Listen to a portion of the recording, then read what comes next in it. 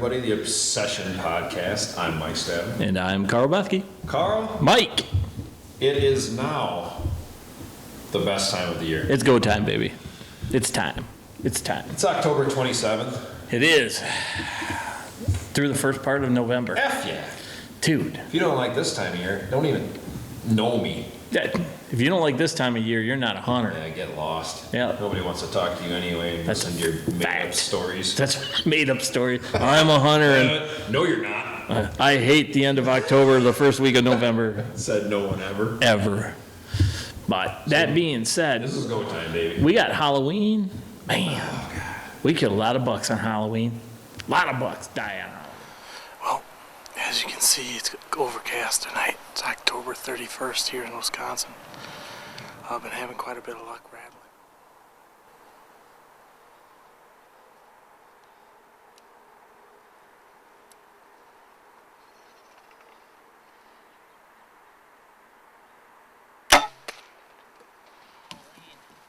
Halloween, 31st of October.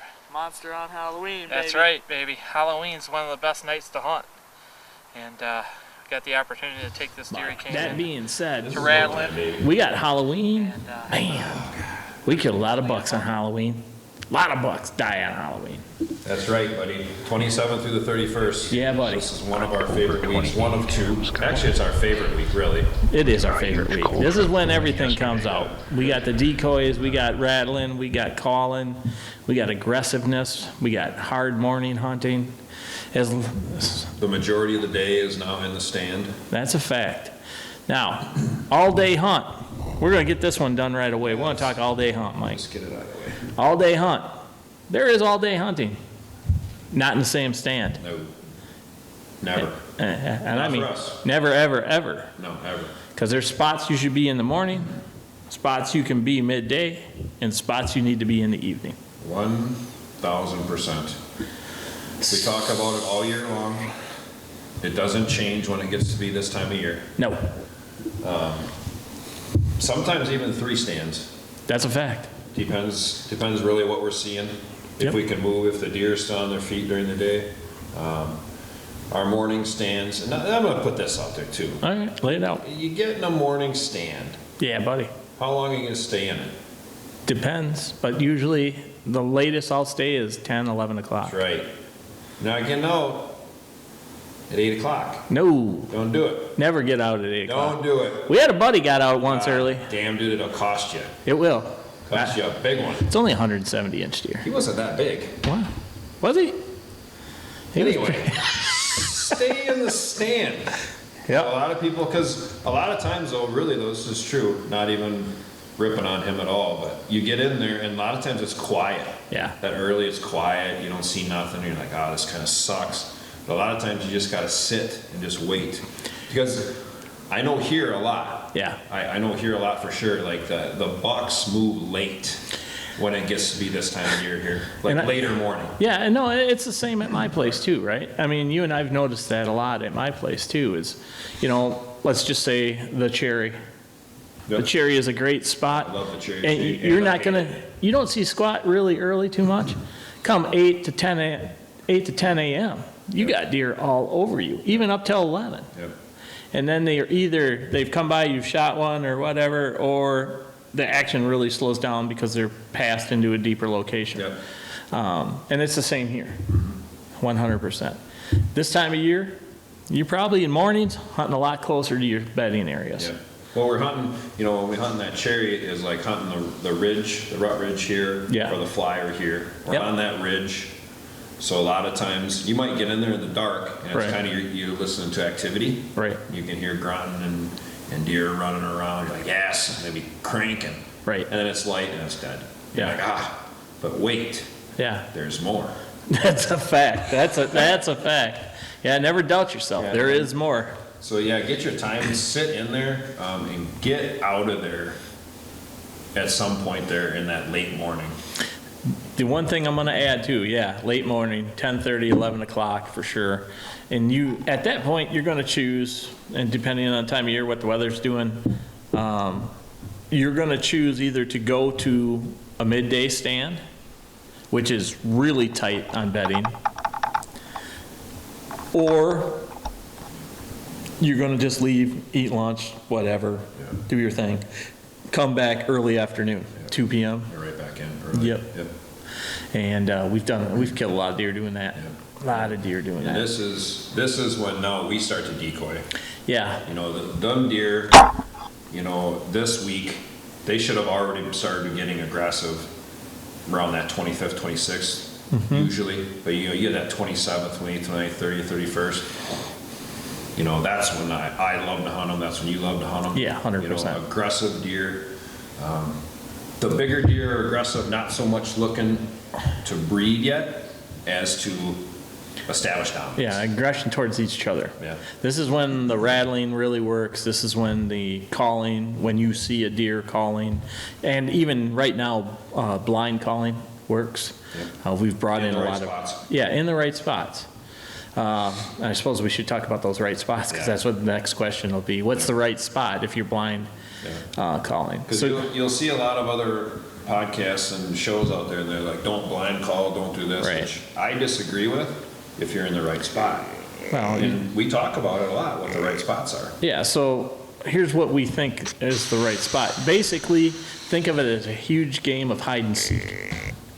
Okay? So you want them coming to you. We know they're aggressive, so if we're calling and they get their interest up, like, oh, I'm gonna go see who the hell is that, Yeah.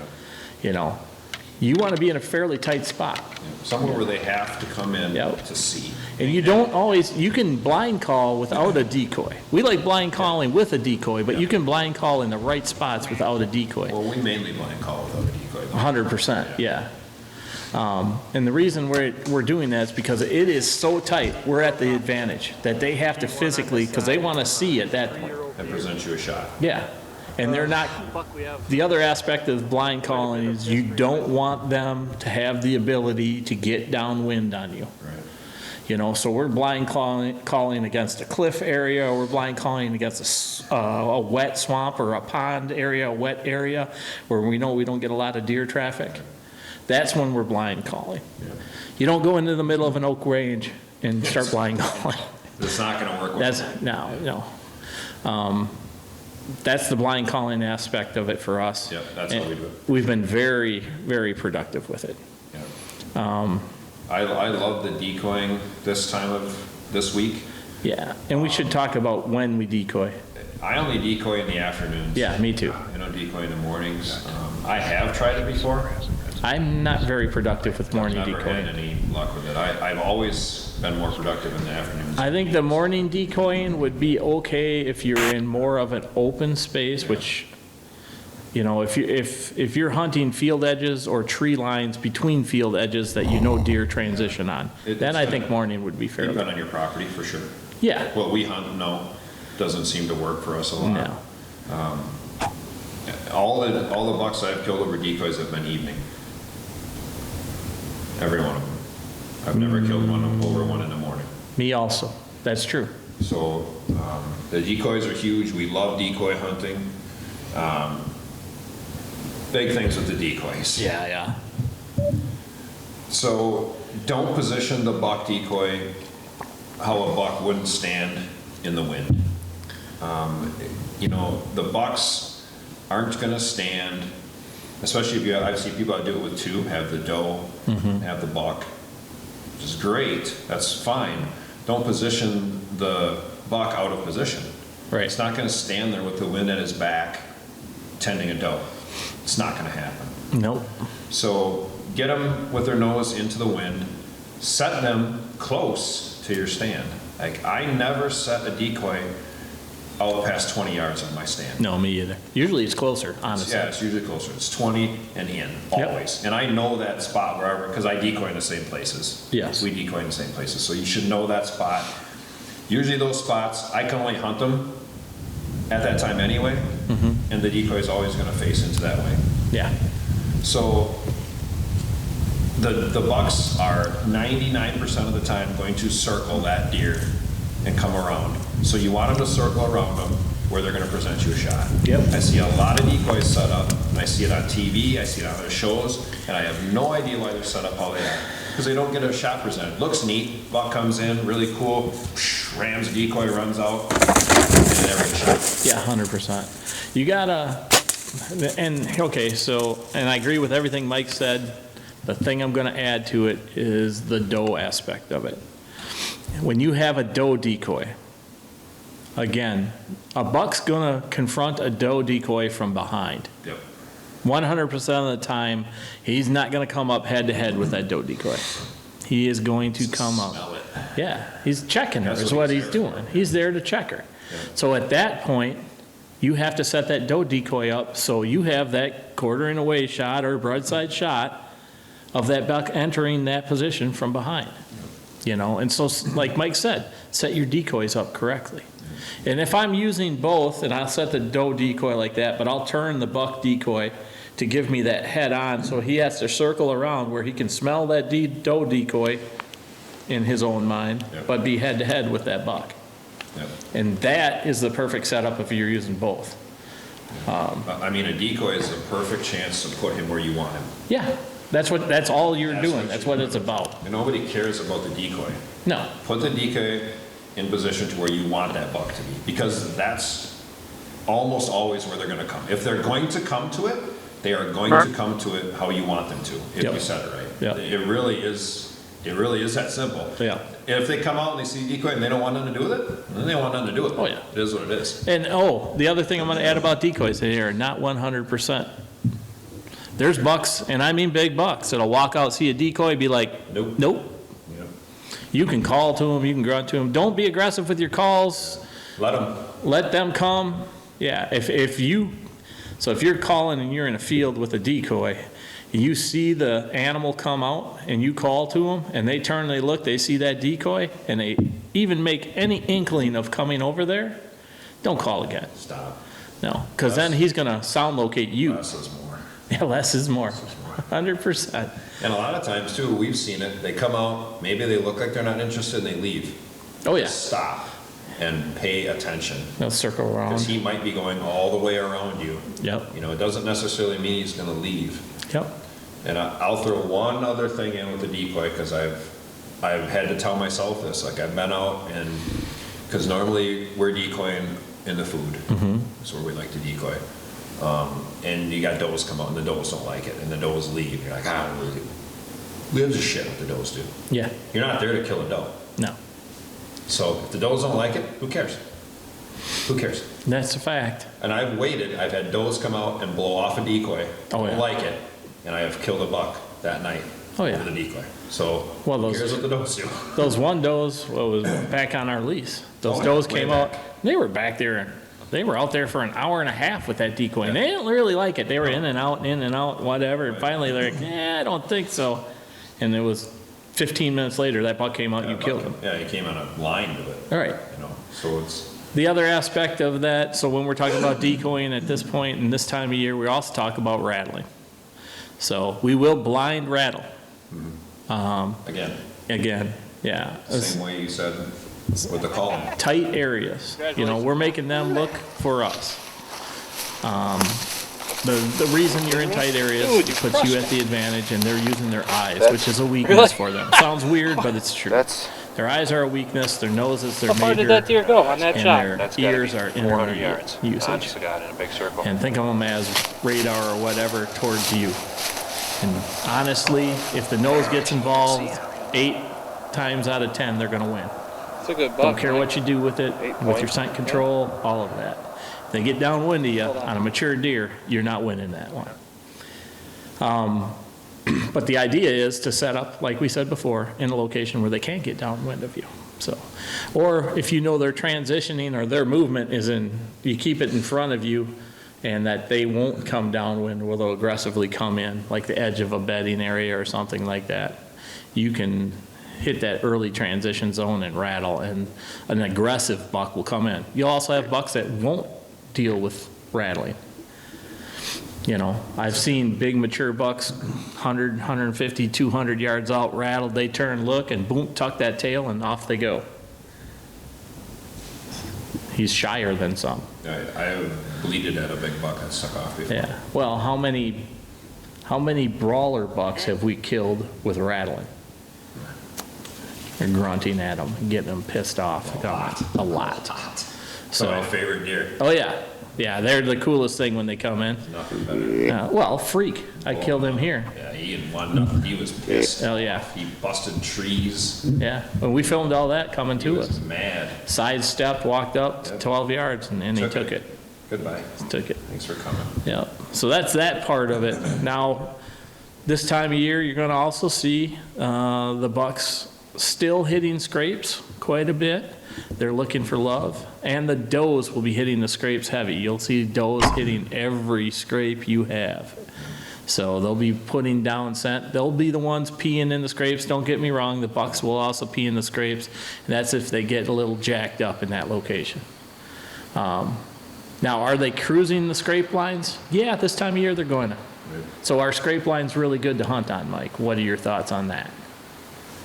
50-50. Yeah, I mean, you know, this time of year, that's what I was going to say before you said that. Like, you're hunting doe.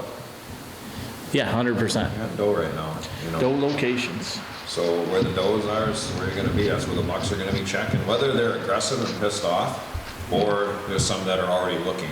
Yeah. If there's a hot one, and they're still going to be hitting those. Because even the ones that aren't ready to breed and looking to establish domination, Yep. are going to be looking to beat up other ones. That's that true. Are already on hot does. So, yeah, and this thing, I'm going to throw this out. And we didn't really say this on last week's podcast, but the end of last week and the beginning of this week is when you're going to start to see the does come into estrus. And your biggest bucks in that local area will be on those does. Yep. And once a buck locks up with a doe and she's moving around and whatever, he ain't coming off her. You can call, rattle, do whatever the hell you want. He's not coming. Yeah, she's got to come by you. Yeah. That's the only So don't be afraid to call to a doe one. Yeah. if she's hot. Have her kind of come by. Right. That's where the can call can be used. That type of deal. Cruising bucks this time of year. If you're not seeing bucks on does, cruising bucks are easy targets. Water holes, transition to bed. They'll cut the edges of food plots. So they're basically going to check your food. So they'll hunt, you can hunt that backside transition. Make sure that they're not going to be able to get downwind of you if you're going to hunt that transition on the backside of food. What do you think? You know? No, I mean, it's the best time, like, you know, a lot of people call that, you know, like the seeking phase, you know. Yeah. I think it's a little bit of both. I think it can be seeking, but it's still an aggressive phase. Yeah. Coming into this first part of, you know, end of October, first part of November. You know, this is when I want to hunt the most. I don't want them full out chasing. No. That's the hardest time to hunt them. When you, like what you said, when they're on a doe, that's the hardest. It's great. It's a great time to see big bucks. Yeah. Cool.